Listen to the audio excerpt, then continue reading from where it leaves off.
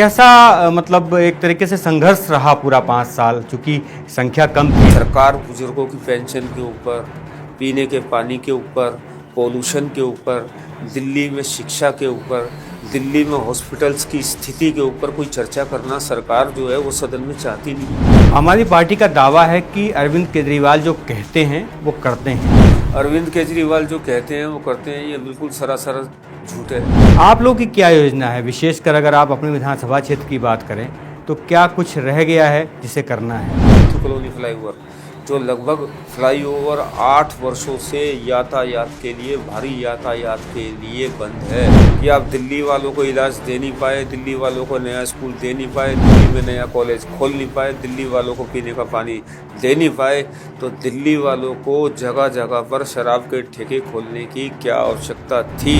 आज संजीवनी योजना का नाटक हो रहा है। अरे भाई, आप 11 साल थे, क्यों नहीं किया आपने? नमस्कार, मैं हूं आशुतोष त्रिपाठी और पंजाब केसरी नवोदय टाइम्स में आपका स्वागत है।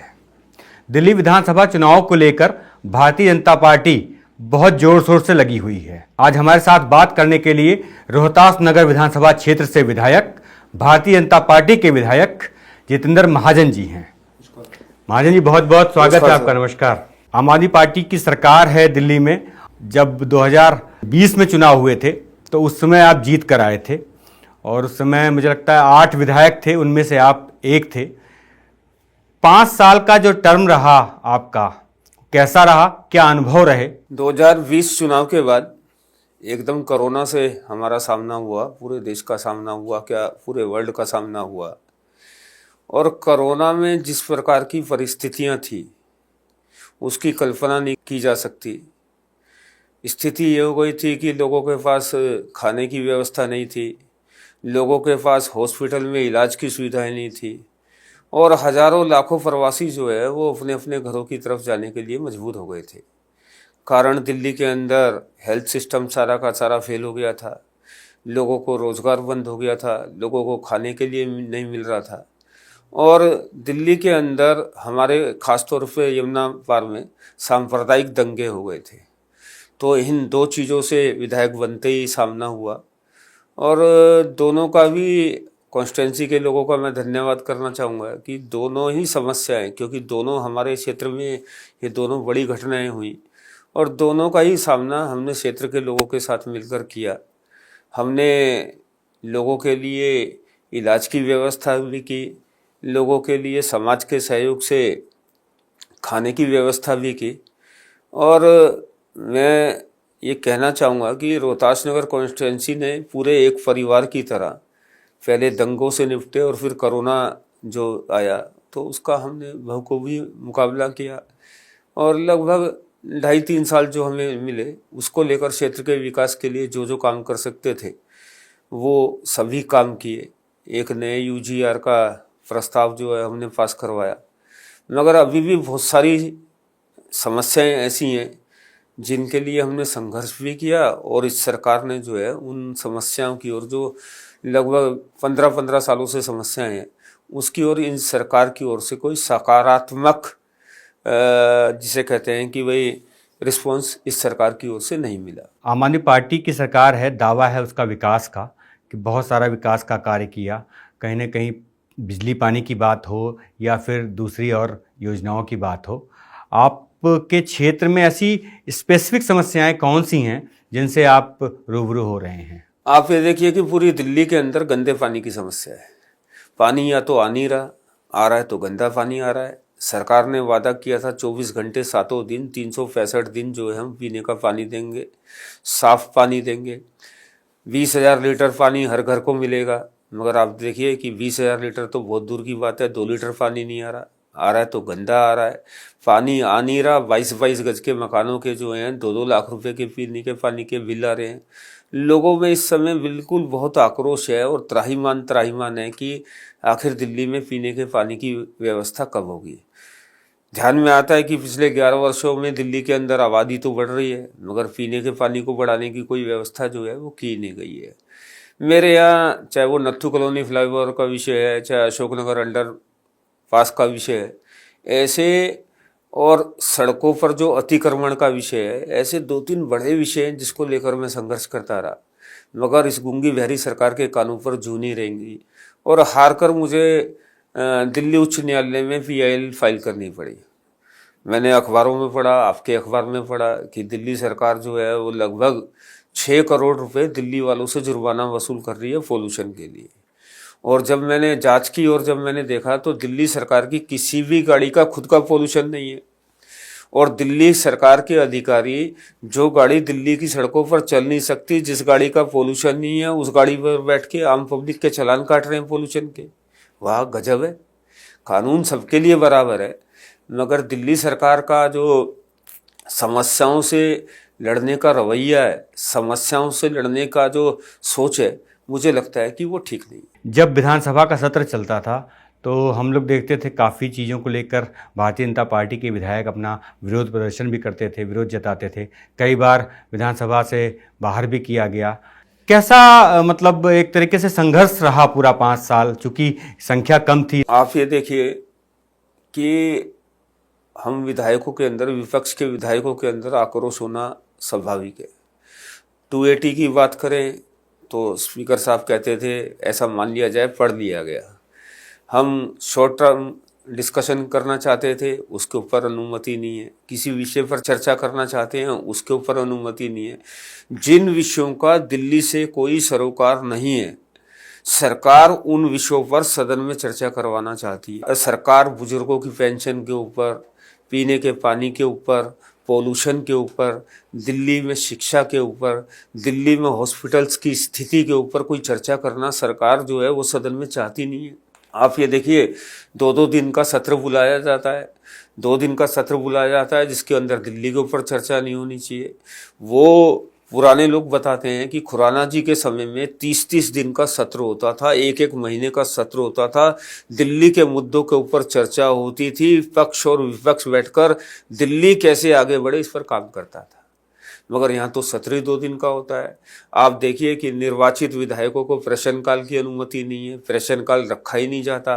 कारण सरकार को लगता है कि प्रश्नकाल रखा गया तो हमें जवाब देना पड़ेगा। और सरकार दिल्ली के किसी भी ऐसे विषय के ऊपर, चाहे वो यमुना सफाई का मामला है, चाहे वो दिल्ली के हॉस्पिटल्स का मामला है, चाहे वो दिल्ली के अंदर पिछले 10-11 सालों से कोई नया राशन कार्ड नहीं बना है, ऐसा ये सारे मामले हैं, चाहे बुजुर्गों का पेंशन का मामला है, चाहे दिल्ली के अंदर आयुष्मान योजना लागू होनी चाहिए, ये वाला मुद्दा है। सरकार किसी भी मुद्दे के ऊपर सदन में चर्चा करना चाहती नहीं है।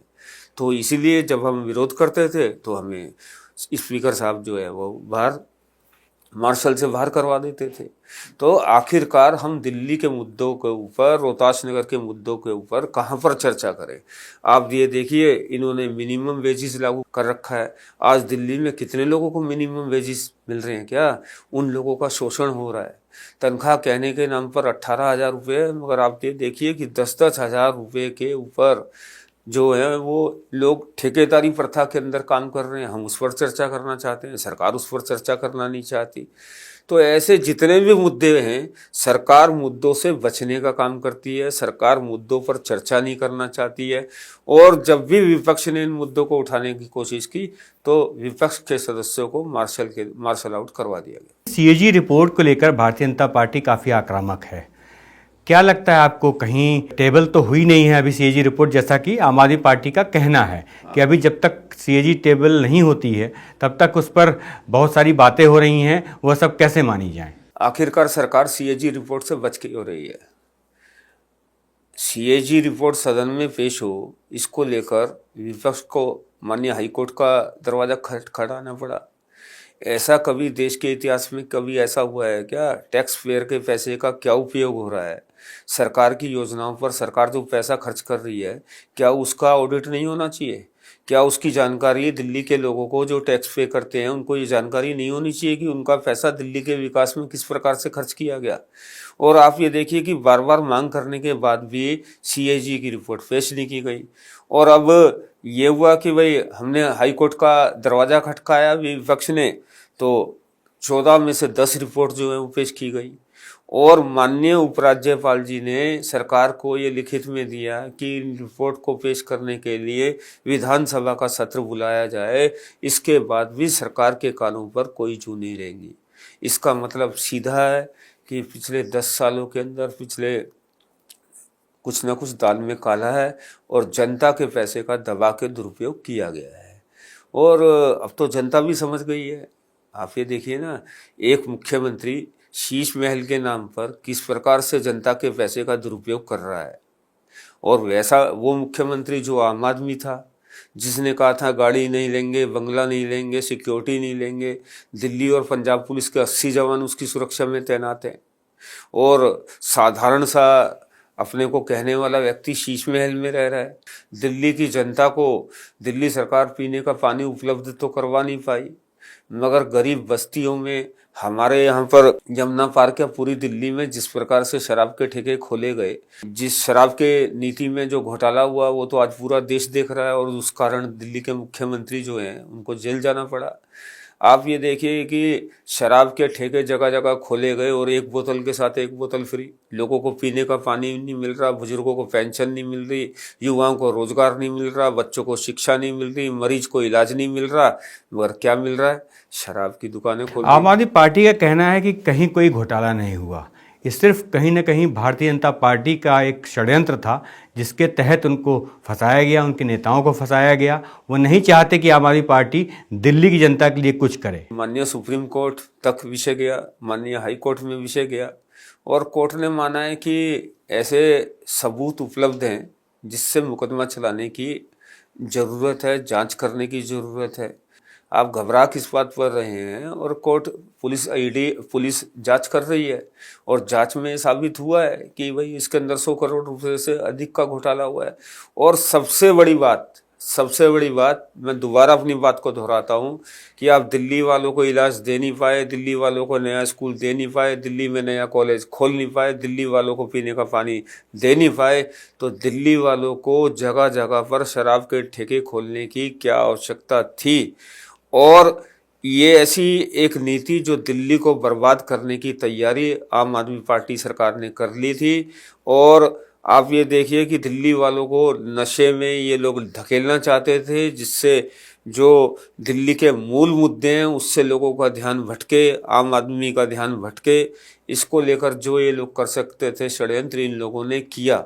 और आप ये देखिए, आज दिल्ली के लोग, दिल्ली के बुजुर्ग, प्रधानमंत्री ये आयुष्मान योजना लागू करना चाहते हैं, दिल्ली सरकार उसको लागू नहीं करने दे रही। आज संजीवनी योजना का नाटक हो रहा है। अरे भाई, आप 11 साल थे, क्यों नहीं किया आपने? आयुष्मान योजना पूरे देश में लागू है, आपके यहाँ लागू नहीं है, क्यों नहीं किया आपने? अब तो ये है पेंशन चुनाव के बाद, संजीवनी योजना चुनाव के बाद, 1,000 रुपया जो मार्च में देने का वादा किया था, तो आप ये देखिए कि वो 1,000 रुपये तो दिए नहीं, अब 2,100 की घोषणा हो गई है। 2,100 भी कम मिलेंगे चुनाव के बाद।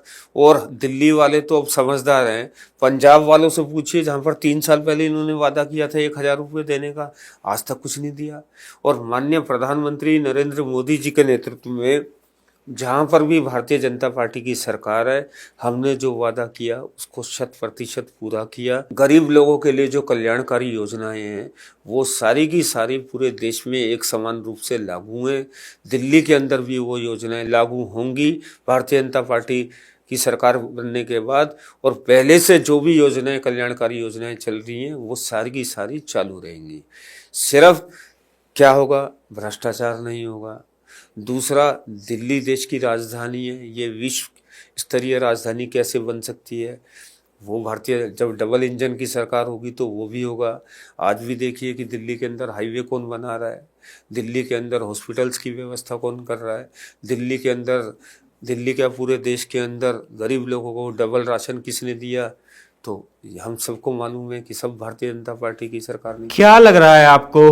अब तो सारी चीज़ें साफ हैं, आपके 29 सीटों पर तो उम्मीदवार भी घोषित हो गए हैं। स्थितियां कैसी बनती नजर आ रही हैं चुनाव को अगर बात? मुझे लगता है कि दिल्ली की जनता अरविंद केजरीवाल का चेहरा पहचान चुकी है। आप ये देखिए कि दिल्ली की जनता अब आपस में सवाल करती है, जुमला छोड़ती है, गाड़ी नहीं लूँगा, बंगला नहीं लूँगा, सिक्योरिटी नहीं लूँगा, जन लोकपाल बिल लागू करूँगा, भ्रष्टाचार नहीं करूँगा। और आप ये देखिए, जिस सरकार के मुख्यमंत्री समेत कई मंत्री भ्रष्टाचार के आरोपों में जेल पहुँच गए, तो आप ये देखिए कि उस सरकार की क्या स्थिति है।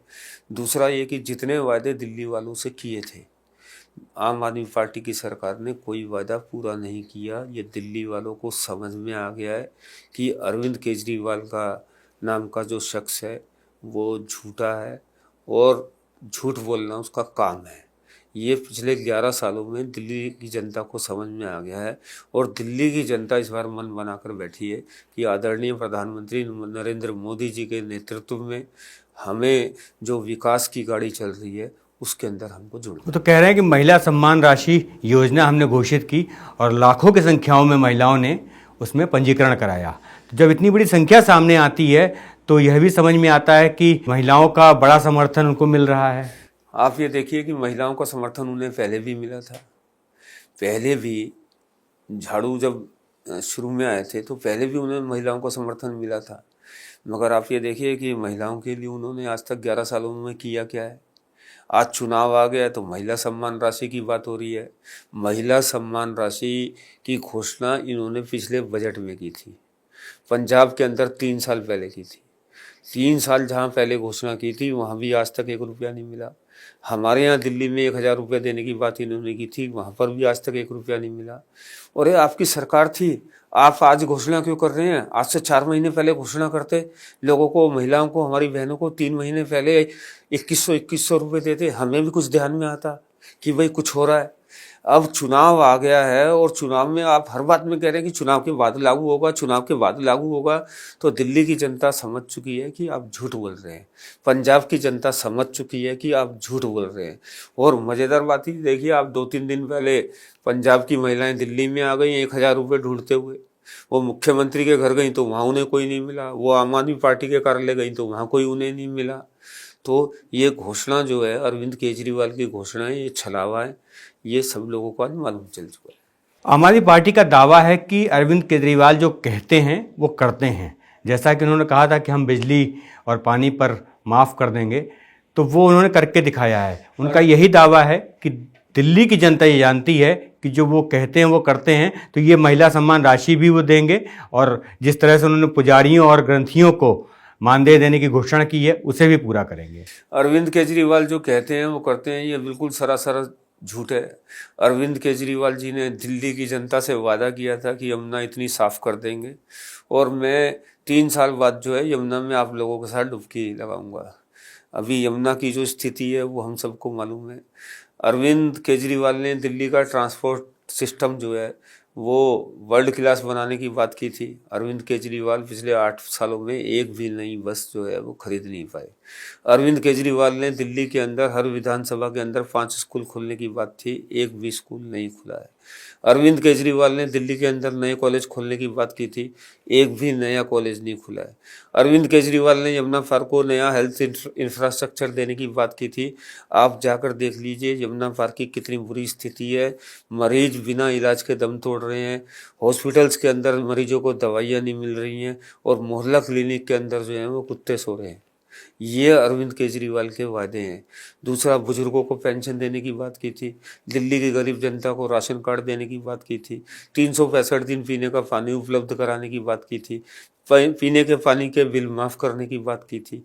आप ये देखिए ना, लोगों को कॉन्ट्रैक्ट की कर्मचारी जो है उनको पक्का करने की बात की थी, सिविल डिफेंस के कर्मचारियों को पक्का करने की बात की थी। आप अरविंद केजरीवाल ने जो भी वादे दिल्ली की जनता से दिल्ली के लोगों से किए वो सारे के सारे हवाई साबित हुए। ये दिल्ली की जनता समझ चुकी है। आप तमाम दावे कर रहे हैं और बता रहे हैं कि केजरीवाल ने कुछ भी नहीं किया। आप लोग की क्या योजना है? विशेषकर अगर आप अपने विधानसभा क्षेत्र की बात करें तो क्या कुछ रह गया है जिसे करना है? अगर मैं रोहतास नगर विधानसभा की बात करूं तो रोहतास नगर विधानसभा एक विशिष्ट विधानसभा है। उसके अंदर महिला सशक्तिकरण को लेकर हमने काम किया। आज 250 महिलाएं जिनके पास साधन नहीं है, रोजगार नहीं है, पैसा नहीं है, आज वो अपनी मेहनत के दम पर, किसी की दया पर नहीं, अपनी मेहनत के दम पर आज वो अपने पैरों पर खड़ी हुई हैं, अपने परिवारों का वो लालन पोषण कर रही है।